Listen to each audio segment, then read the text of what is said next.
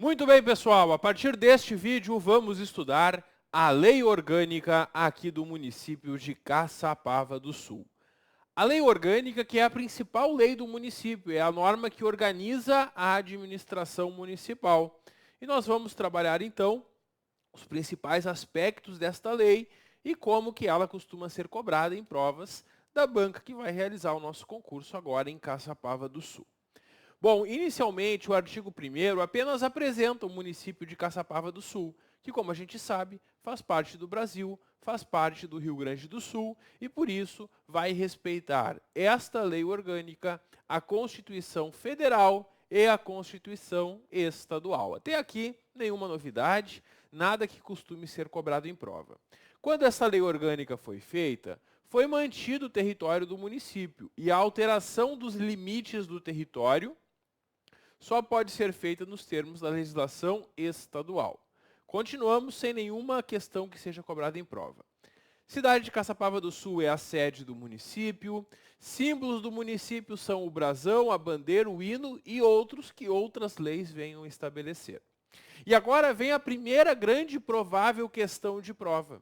A data magna de Caçapava do Sul, que é o dia 25 de outubro. Isso cai muito em prova. Vocês não podem ir para a prova sem saber que a data magna do município é o dia 25 de outubro. Bom, nós temos na sequência os poderes do município. Os poderes do município são dois: o legislativo, que é a Câmara de Vereadores, e o executivo, que é a prefeitura. Cuidado! Não existe poder judiciário nos municípios. O poder judiciário ou é estadual ou é federal. Então, quando a gente estuda a Constituição Federal ou a Constituição Estadual, falando sobre a União ou sobre o Estado, nós vamos encontrar três poderes. Quando se estuda a lei orgânica do município, a gente encontra apenas dois poderes. E a banca na prova vai tentar te confundir, afirmando que o município tem poder judiciário, e aí está errado. Nenhum município tem poder judiciário. Os municípios têm apenas dois poderes: legislativo, que é a Câmara, e executivo, que é a prefeitura. E, salvo exceções previstas nessa lei orgânica, um poder não pode delegar atribuições para o outro. E o cidadão que está em um deles não pode trabalhar no outro. A regra geral é o seguinte: a prefeitura vai administrar as necessidades coletivas, os serviços públicos, e a Câmara de Vereadores vai fiscalizar a prefeitura e aprovar as normas. E não pode a Câmara passar a sua função para a prefeitura, nem a prefeitura passar a sua função para a Câmara. Nós precisamos que esses dois poderes atuem de forma independente. A prefeitura executa, a Câmara fiscaliza e aprova as leis. Bom, o município pode celebrar convênios com a União, com o Estado ou com outros municípios. Um convênio é uma união de esforços. É quando o município se junta com o governo federal ou com o governo estadual ou com outras prefeituras para prestar um serviço de interesse da coletividade. Bom, e o artigo 7º prevê que a autonomia do município é assegurada. Quer dizer, por que eu posso dizer que o município de Caçapava do Sul é autônomo? Porque tem uma eleição direta de prefeito e vice-prefeito, que compõem o executivo municipal. E também eleição dos vereadores, que compõem a Câmara. O município de Caçapava do Sul, ele é autônomo. O povo de Caçapava elege o seu prefeito, o seu vice e os seus vereadores. O próximo capítulo traz a competência do município, e aqui nós temos uma boa possibilidade de uma questão em prova perguntando sobre quais são as competências do município. O artigo 8º vai apresentar uma grande lista com essas competências do município, que são apenas dele. São 24 incisos. Depois, o artigo 9º traz as competências concorrentes do município com a União e com o Estado. Como é que isso cai em prova? A banca geralmente mistura as hipóteses do artigo 8º com essas do artigo 9º. Quer uma dica para tu ganhar tempo no teu estudo? Memoriza as três competências que são concorrentes. E tu sabe que todas as outras são só do município. As competências concorrentes, que cabem do município junto com o Estado e com a União, são zelar pela saúde, higiene e segurança pública e prestar assistência social, promoção do ensino e cultura em geral, e prover sobre a defesa da flora e fauna, assim como dos bens e locais de valor histórico, turístico ou arqueológico. Essas são as 3 competências que são do município, junto com órgãos federais e órgãos estaduais. No artigo 9º tem uma grande competência, uma lista de competências dos municípios, que é só do município de Caçapava. E é importante que vocês façam a leitura e comparem para, na hora da prova, identificar o que é só do município, o que é do município junto com a União e com o Estado. O município, ele vai instituir os seus tributos. Os tributos que se dividem em 3 grupos: impostos, taxas e contribuição de melhoria. Os impostos municipais são 3. O IPTU, que é o Imposto sobre a Propriedade Predial e Territorial Urbana. Tu tem uma casa no município, tu paga IPTU para a prefeitura. O ITBI, que é o imposto que tu paga quando tu compra um bem imóvel. É um imposto de transmissão intervivos entre pessoas vivas de bens imóveis. E o ISS, Imposto sobre Serviços, também conhecido como ISSQN. É o imposto que as empresas que prestam serviços recolhem. Muito bem. Além disso, nós temos as taxas. E as taxas são cobradas em razão do exercício do poder de polícia ou utilização de serviços públicos. A prefeitura cobra uma taxa. Por exemplo, tu vai abrir uma empresa. Tu quer abrir uma empresa, um restaurante no município. Tu vai precisar de um alvará para funcionar. E tu vai pagar uma taxa para pagar esse serviço que a prefeitura vai ter de fiscalizar a tua atividade. Isso é uma taxa pelo exercício do poder de polícia. E também pode ter uma taxa pela utilização de serviços públicos. Cada município fixa as suas taxas. Pode ter taxa por uso do cemitério, pode ter taxa de coleta de lixo. Cada município fixa no seu código tributário as suas taxas. E além disso, nós temos a contribuição de melhoria. O que é a contribuição de melhoria? É quando eu tenho um imóvel e o município faz uma obra pública e o meu imóvel é valorizado com essa obra pública. O município, para diminuir o custo que ele teve com a obra, ele pode cobrar de cada proprietário do imóvel um valor chamado contribuição de melhoria, desde que o imóvel, claro, tenha sido valorizado. Pensa só, numa área mais afastada do centro da cidade, que não tem asfalto. O município vai lá e faz o asfaltamento de toda aquela região, toda aquela pavimentação. Vai valorizar as casas naquele lugar. Nesse caso, por exemplo, o município pode instituir uma contribuição de melhoria. Então, esses são os tributos. E como é que isso cai em prova, professor? A banca vai confundir esses tributos com outros. Porque os impostos, existem impostos municipais, que são apenas esses 3 que estão aqui. Existem impostos estaduais e federais. E a banca vai tentar te enganar, trazendo, por exemplo, o IPVA, que é um imposto estadual. Ou trazendo o ITR, que é o Imposto Territorial Rural, que é o imposto federal.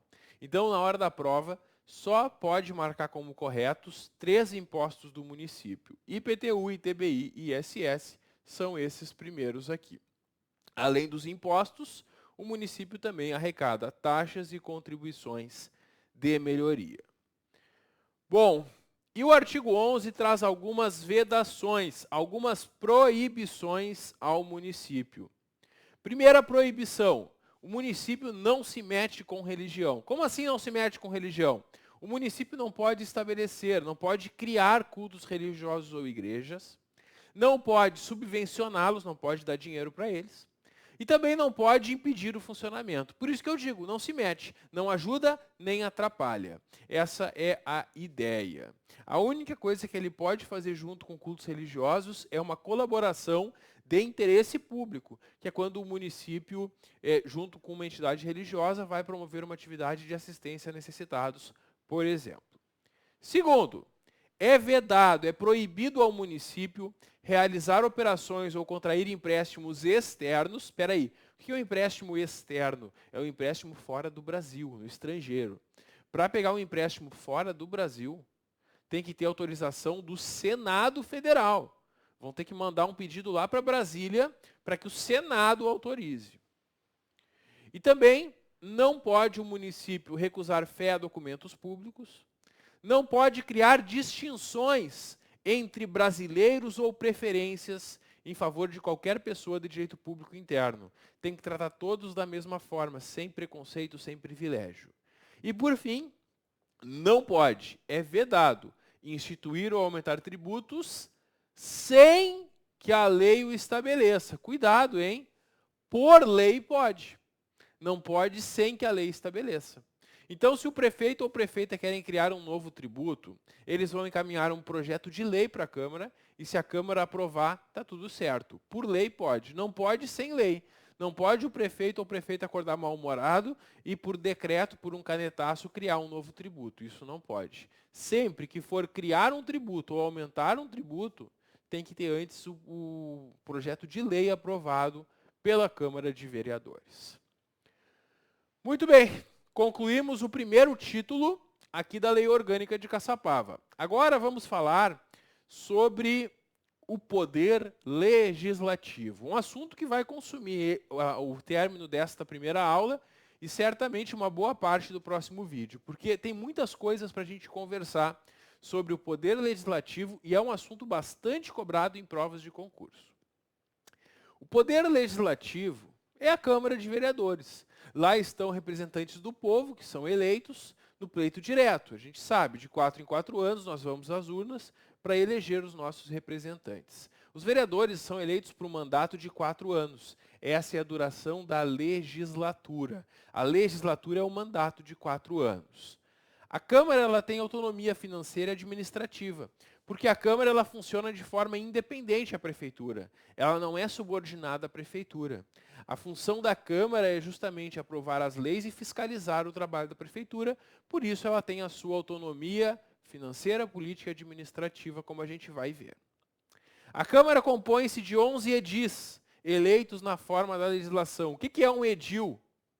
Um edil é um vereador. Então, 11 edis são 11 vereadores. E eles podem te perguntar na prova, qual é a composição da Câmara? 11 vereadores ou 11 edis, como eles preferirem chamar. Isso cai bastante em prova também. A Câmara Municipal, independentemente de convocação, ela reúne-se anualmente de 1º de março a 15 de janeiro. Esse é o período normal de funcionamento. Começa o ano legislativo em 1º de março e ela vai tendo reuniões até 15 de janeiro. Aí lá no verão entra de recesso, depois 1º de março volta de novo. No primeiro ano, o recesso é somente a partir de 1º de fevereiro. Porque no primeiro ano os vereadores estão assumindo. Então, nesse primeiro ano de mandato, eles vão se reunir todo mês de janeiro. E aí o recesso é só no mês de fevereiro, no primeiro ano do mandato. Nos demais, o recesso vai ser de 16 de janeiro até o final de fevereiro. Bom, no dia 1º de janeiro do primeiro ano da legislatura, cuja duração coincide com o mandato, a legislatura é de 4 anos, o mandato de 4 anos, o mais idoso dos vereadores vai presidir a primeira sessão da Câmara, que é a sessão de instalação do novo mandato. E aí, eles vão fazer uma eleição da mesa. A mesa são os vereadores que vão comandar a casa. Dentre eles, eles vão eleger um para ser o presidente, outro para ser vice, outro para ser secretário. No ato da posse, tem esse compromisso que vai ser prestado pelos vereadores, e cada um vai chegar e vai falar, assim prometo. Esse compromisso não costuma ser perguntado em prova. O parágrafo 2º prevê que se não houver o quórum estabelecido para a eleição da mesa, quer dizer, se não tiverem presentes mais da metade dos vereadores eleitos, o mais idoso dos vereadores continua como presidente da Câmara e vai dar posse e receber o compromisso do prefeito e vice-prefeito. E depois vai ser feita uma eleição da mesa. Bom, nós temos no artigo 16 que a Câmara funciona num recinto destinado para tal, aquele lugar que é a sede da Câmara. Se não tiver como fazer uma reunião, uma sessão da Câmara naquele local, por algum motivo, pode ser feito em local diverso, sem problema nenhum. E por deliberação de 2/3 dos vereadores, as sessões podem ser feitas em outro lugar. Por exemplo, tem um evento acontecendo na cidade, e aí, ao invés de fazer a sessão no prédio da Câmara, faz a sessão da Câmara no lugar daquele evento. Isso pode acontecer. Muitos municípios fazem isso. O que tu tem que saber para a prova? Quando a Câmara quiser fazer uma reunião fora do seu lugar, ela vai precisar da deliberação de 2/3 dos 11 vereadores para aprovar essa reunião em outro local. Bom, a Câmara ela vai ter os seus dias normais de funcionamento. E se a Câmara, por algum motivo, precisar se reunir em mais algum dia, além dos dias normais de funcionamento, vai ser feita uma convocação extraordinária. Uma convocação extraordinária é uma convocação a mais, além daquelas normalmente marcadas. Eles podem te perguntar em prova, quem é que pode fazer essa convocação da Câmara para uma sessão extra, sessão adicional? O presidente da Câmara, ou a maioria dos vereadores, ou a comissão representativa, que é uma comissão de vereadores que atua durante o período de recesso, ou o prefeito. Esses que podem, então, solicitar essa convocação extraordinária da Câmara. As convocações extraordinárias vão ter pauta específica, são convocadas pelo presidente, parlamentares ou prefeito durante o recesso e correm sem ônus adicionais para a Câmara. Mesmo se durante o recesso o vereador é chamado para uma reunião, ele não vai receber por isso. Não recebe hora extra, jeton, nada disso. Não tem esses pagamentos. E nessa sessão extraordinária, a Câmara vai deliberar exclusivamente, somente sobre a matéria da convocação. Bom, nós temos que as deliberações da Câmara e suas comissões, em regra, são tomadas por maioria de votos, presente a maioria dos seus membros. Pessoal, existem 3 formas de deliberar aqui na Câmara Municipal. Existe a maioria simples, a maioria absoluta e a maioria de 2/3. O que é maioria simples? Mais da metade dos presentes. São 11 vereadores, certo? São 11 vereadores, como a gente sabe. Tem sessão na Câmara hoje e só 8 estão presentes. Quantos votos eu preciso para aprovar uma matéria? Se for por maioria simples, eu vou precisar somente de 5 votos, que é mais da metade dos presentes, mais da metade de 8. Agora, se a matéria é aprovada por maioria absoluta, mesmo estando só 8 presentes, eu vou precisar de 6 votos, porque a metade de 11 são 6. Então, a maioria absoluta é mais da metade do total, enquanto a maioria simples é mais da metade dos presentes. Em regra, as deliberações são por maioria simples, mas em alguns casos vai ser exigida a maioria absoluta. E nós temos casos que exigem o voto de 2/3 dos vereadores. E para eu ter 2/3 dos vereadores de 11, teriam que ser 8 votos, né? Porque com 7 votos não daria. Porque com 7 votos eu chegaria a 10,5, não a 11, né? Então, eu preciso de 8 votos dos 11 vereadores para aprovar algo por 2/3. As matérias, em geral, são aprovadas por maioria simples, mais da metade dos presentes. Alguns casos que a lei orgânica quer mais atenção, ela vai exigir maioria absoluta, como as leis complementares, por exemplo. Em alguns casos, vai exigir ainda mais, vai exigir 2/3, que são os casos de emenda à lei orgânica, dentre outros, como a gente vai ver. Então, esses são os quórums previstos aqui na lei orgânica de Caçapava do Sul. A regra geral é que vai ser por maioria simples, a não ser quando a lei disser de forma diversa. E para que possa acontecer uma sessão da Câmara, tem que estar presente a maioria dos seus membros. Se não tiver mais da metade, não tem votação. Por exemplo, tem sessão da Câmara hoje e dos 11 vereadores só tem 5 presentes. Não tem nem a metade presente, não pode colocar nada em votação. Por falar em votação, o presidente da Câmara não vota sempre. O presidente da Câmara vai votar apenas quando houver empate numa votação ou quando a matéria exigir maioria absoluta ou maioria de 2/3. Nos demais casos, o presidente da Câmara não vota, porque ele está lá coordenando a sessão, dá a palavra para o vereador votar, dá a palavra para outro e assim por diante. Bom, como eu já falei para vocês, existe uma mesa na Câmara. E o que eles podem te perguntar sobre a mesa da Câmara? A composição da mesa eles não podem perguntar, porque ela não está aqui na lei orgânica. A composição da mesa está lá no regimento interno da Câmara. Aqui na lei orgânica, o que eles podem te perguntar é que o mandato da mesa é de 1 ano e é vedada a recondução na eleição subsequente para o mesmo cargo. Então é o seguinte, vamos imaginar que eu sou vereador aqui em Caçapava do Sul e no primeiro ano do mandato eu fui presidente da Câmara, que é um membro da mesa. No ano seguinte eu não posso ser presidente da Câmara de novo, porque o mandato é de 1 ano e é proibida a recondução. Eu posso, no ano seguinte, ser vice-presidente, secretário, mas eu não posso ficar no mesmo cargo de presidente, porque o mandato é de 1 ano e é vedada a recondução na eleição seguinte. As sessões da Câmara que são públicas, salvo deliberação em contrário, nós temos no artigo 23 a questão do julgamento das contas do prefeito. Isso aqui é muito importante. Todo ano, o prefeito vai prestar contas sobre o ano anterior. Ele encaminha sua prestação de contas para o Tribunal de Contas do Estado. E aí os auditores do tribunal vão fazer um parecer prévio.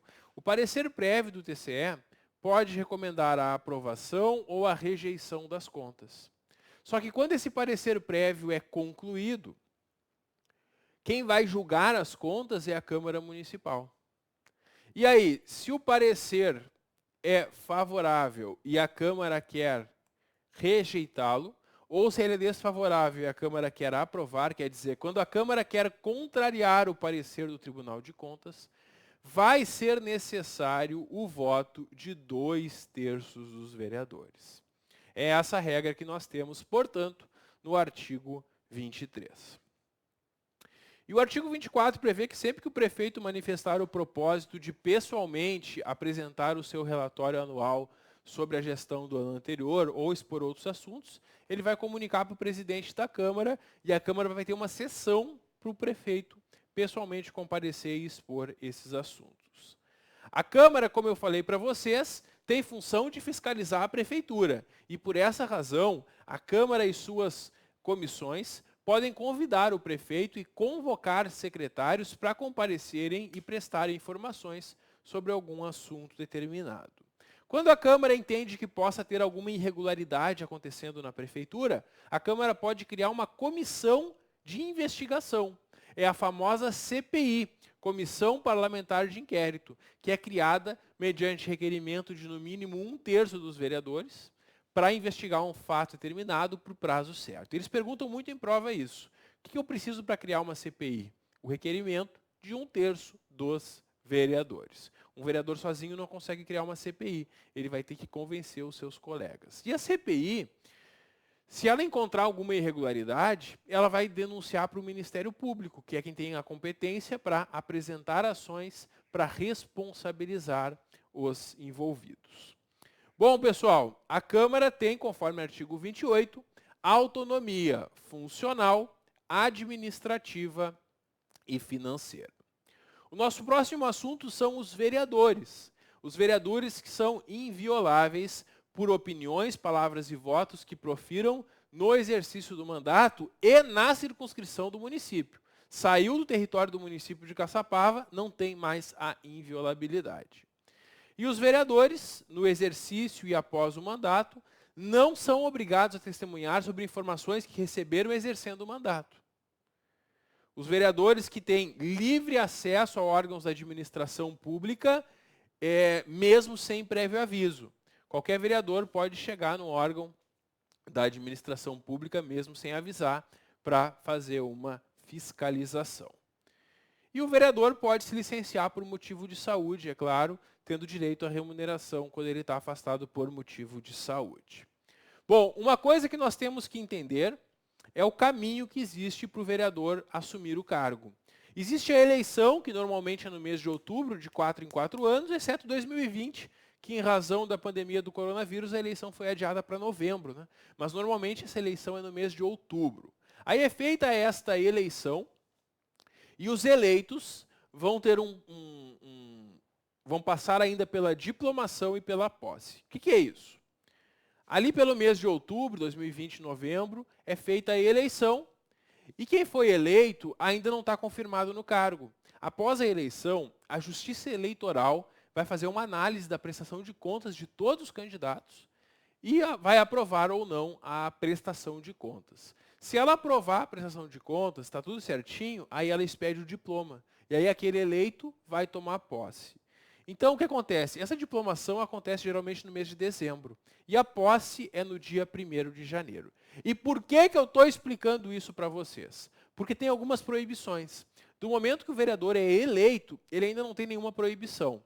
Do momento que é expedido o diploma, ele tem a proibição de firmar contrato com uma pessoa jurídica de direito público municipal. Por exemplo, não pode firmar um contrato com a prefeitura, a não ser que um contrato obedeça a cláusulas uniformes.